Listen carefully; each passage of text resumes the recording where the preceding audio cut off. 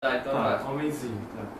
E se não souber, daí fica quieto, tipo, deixa a estrofe. Filma eu. Vai, começa. Essa é a música do homenzinho. Quando dá já, você começa. Não, você começa o seu solo. Então. Aí ele entra.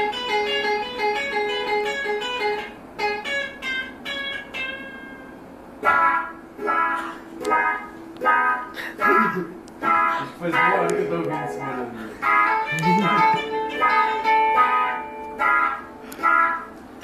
O homenzinho foi para a zona country procurar bermudas para o surf.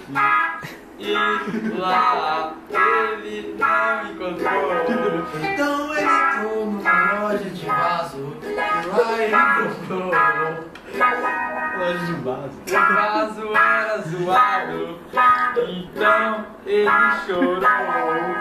O choro caiu na terra, então uma E nela brotou uma armeira que dava jabuticaba. A jabuticaba era docinha, então ele sorriu.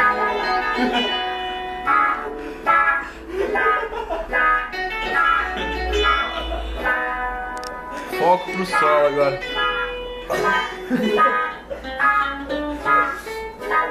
Sim, é importante que os dois estejam no mesmo tom.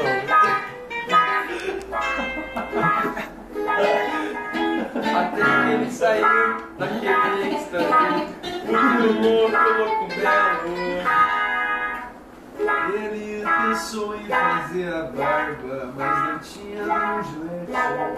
Então ele pegou a faca e com ela ele fez. Ele não conseguia fazer. Mas ele já fez. Então tá bom. Então ele fez. Já era. A barba com a faca. Ele saiu da cadeira e foi para uma bananeira. Foi pro Pinheiro da Uva. Ele começou a estudar letras De japonês. Então ele viu. Caralho, que puta que pariu. Vai dar sangrando? Não, ela tem maconha. Não, ela tem pó. Peraí, meu solo. Não, ela tem o quê? Duvido que você fala um não pela guitarra. Hã? Duvido que você faz pra falar um não assim. Ele pediu uma erva daninha. Ele pediu um papel.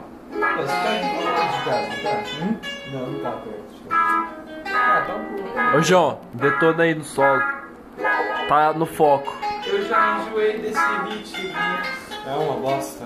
Para de gravar essa merda. Caceta, pô. Peraí. Praticamente um slash. E ele vai embora. Praticamente o